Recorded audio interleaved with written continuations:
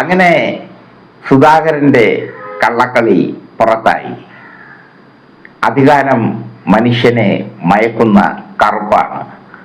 പറഞ്ഞത് കാറൽ മാക്സാണ്. അധികാരം മനുഷ്യനെ മയക്കുന്ന കറുപ്പാണ്. കറുപ്പെന്ന് വെച്ചാൽ പണ്ടത്തെ ഒരു ലഹരി വസ്തുവാണ്. ആ ലഹരി വസ്തു പണ്ട് സുലഭമായി ലഭിച്ചിരുന്നു രാജ്യങ്ങളിൽ, കേരളത്തിലും ഉണ്ടായിരുന്നു. ആ കാലഘട്ടത്തിലാണ് കാറൽ മാക്സ് പറഞ്ഞത് അധികാരം മനുഷ്യനെ മയക്കുന്ന കറുപ്പാണെന്ന്. അധികാരം ജി സുധാകരനെ മയക്കുന്ന കറുപ്പായി മാറിയിരിക്കുന്നു. CPM-വുമായി അകന്ന മുൻ മന്ത്രി ജി സുധാകരൻ നിയമസഭാ തെരഞ്ഞെടുപ്പിൽ സ്വതന്ത്രനായി മത്സരിക്കും. അമ്പലപ്പുഴ മണ്ഡലത്തിൽ നിന്ന് ജനവിധി തേടുമെന്ന് സുധാകരൻ വാർത്താ സമ്മേളനത്തിൽ പറഞ്ഞു. താൻ പാർട്ടിയിൽ ചേർന്നത് ആരും നിർബന്ധിച്ചിട്ടല്ലെന്നും സുധാകരൻ പറഞ്ഞു. എന്റെ സുധാകര, ഇതൊക്കെ പറയുന്നതിന് മുമ്പ് സുധാകരൻ ആലോചിക്കണ്ടേ നിങ്ങളുടെ സ്വന്തം അനുജൻ ഭുവനേശ്വരനെ? ഭുവനേശ്വരൻ എന്ന അനക്ഷര രക്തസാക്ഷിയെ നിങ്ങൾ ആലോചിക്കണ്ടേ? ഭുവനേശ്വരനെ കൊന്നത് ആരാണ്? കോൺഗ്രസുകാർ. ആ കോൺഗ്രസുകാർ നിങ്ങൾക്ക് ഇപ്പോൾ പിന്തുണ നൽകുന്നു.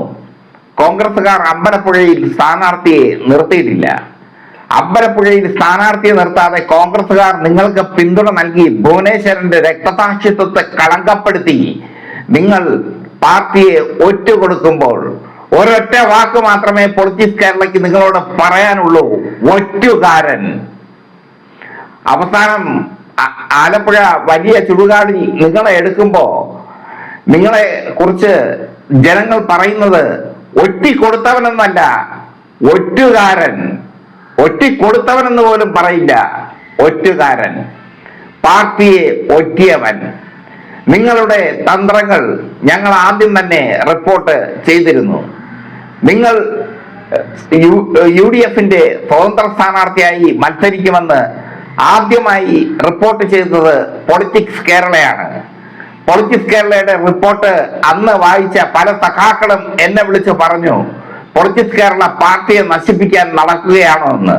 ഞാൻ പറഞ്ഞു, നിങ്ങൾ സ്വതന്ത്ര സ്ഥാനാർത്ഥിയായി മത്സരിക്കും, കോൺഗ്രസ് പിന്തുണയോടെ.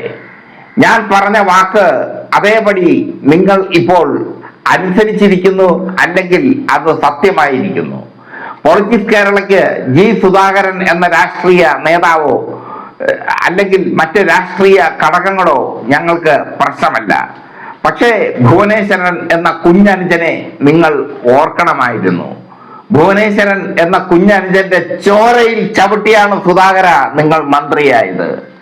ഭുവനേശ്വരന്റെ ചോരയിൽ ചവിട്ടിയാണ് നിങ്ങൾ CPM-ൽ സ്ഥാനമാനങ്ങൾ നേടിയെടുത്തത്. പൊളിറ്റിക്സ് കേരള ഇത് പറയുമ്പോ സത്യം ഞങ്ങൾ വിളിച്ചു പറയും. അത് ഉമിയിലായാലും ഉമിക്കരിയിലായാലും. നിങ്ങൾ എന്തൊക്കെയാ പറയുന്നേ? നഴ്സറി കുട്ടികൾ പറയുന്ന പോലെ പിച്ചി, മാന്തി, നുള്ളി എന്നൊക്കെയാണ് നിങ്ങൾ പറയുന്നത്. പാർട്ടി അംഗത്വം, അതാണ് ഏറ്റവും വലിയ സത്യം. പാർട്ടി അംഗത്വം എന്നുള്ളതാണ് ഏറ്റവും ഒരു കമ്മ്യൂണിസ്റ്റുകാരന്റെ ഏറ്റവും വലിയ സ്വപ്നം. മന്ത്രിയും MLA-യും അല്ല സുധാകര. നിങ്ങളുടെ വാർത്താ സമ്മേളനം കണ്ടുകൊണ്ടിരിക്കുമ്പോ എനിക്ക് നിങ്ങളോട് തോന്നുന്നത് പുച്ഛമാണ്.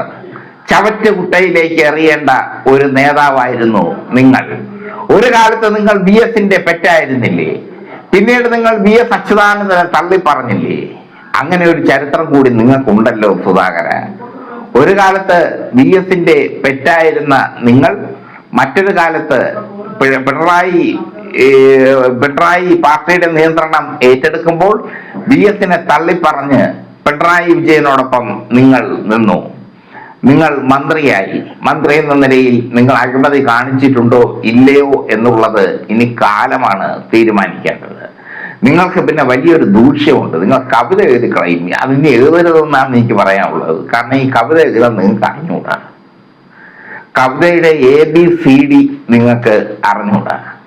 നിങ്ങൾക്കറിയാവുന്നത് അധികാരത്തിന്റെ സോപാനങ്ങളിൽ അങ്ങനെ ഇരുന്ന് അങ്ങനെ വിരാജിച്ച് അങ്ങനെ നടക്കുക എന്നുള്ള സ്വപ്നമാണ്. ആ സ്വപ്നം യാഥാർത്ഥ്യമാക്കാൻ വേണ്ടി നിങ്ങൾ പല തോതിൽ ശ്രമിക്കുന്നു, പലവട്ടം ശ്രമിക്കുന്നു, ഇപ്പോൾ ശ്രമിച്ചുകൊണ്ട് ഇരിക്കുന്നു. അമ്പലപ്പുഴയിൽ സ്വതന്ത്രനായി നിങ്ങൾ മത്സരിക്കുമെന്ന് പറയുമ്പോൾ അമ്പലപ്പുഴയിൽ നിങ്ങൾ സ്വതന്ത്രരല്ല, UDF സ്ഥാനാർത്ഥിയാണെന്ന് അറിയാൻ അരിയാഹാരം കഴിക്കുന്ന ഏവർക്കും കഴിയും.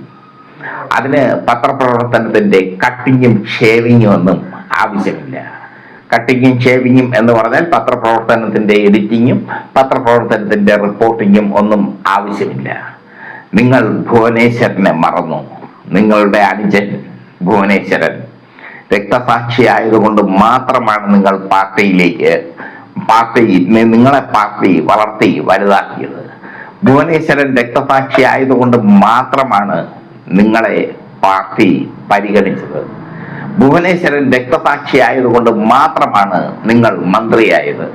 ഭുവനേശ്വരന്റെ ചുടുചോരയിൽ ചവിട്ടി നടന്ന നിങ്ങൾ ആ ചുടുചോരയിലൂടെ മന്ത്രിയായി മാറി.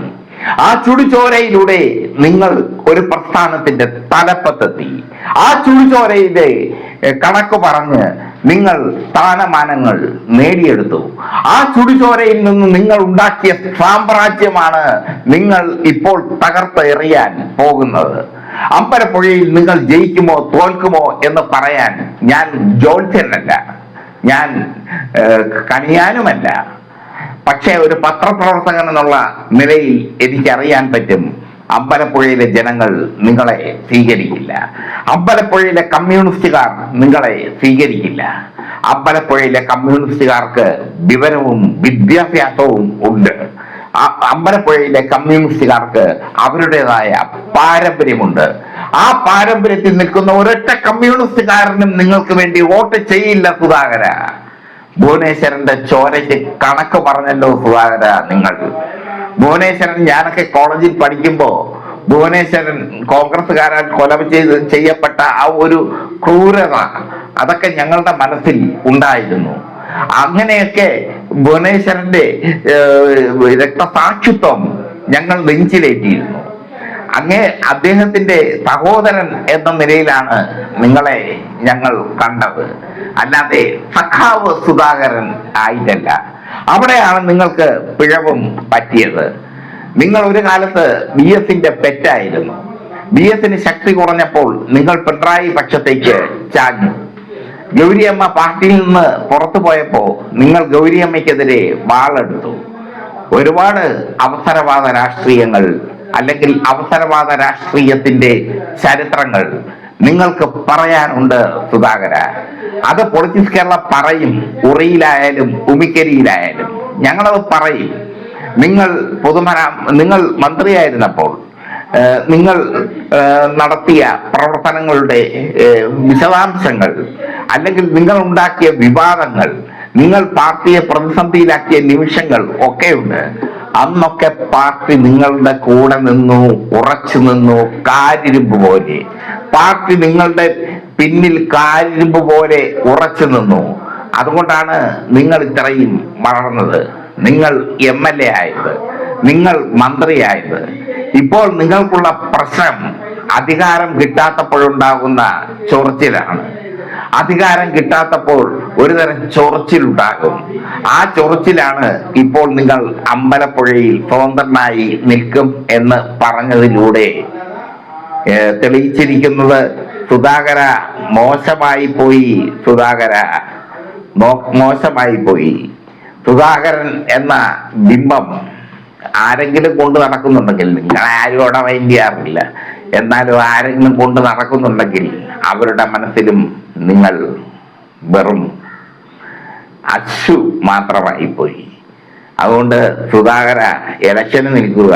നിങ്ങൾക്ക് പൊളിറ്റിക്സ് കേരളയുടെ വിജയാശംസകൾ.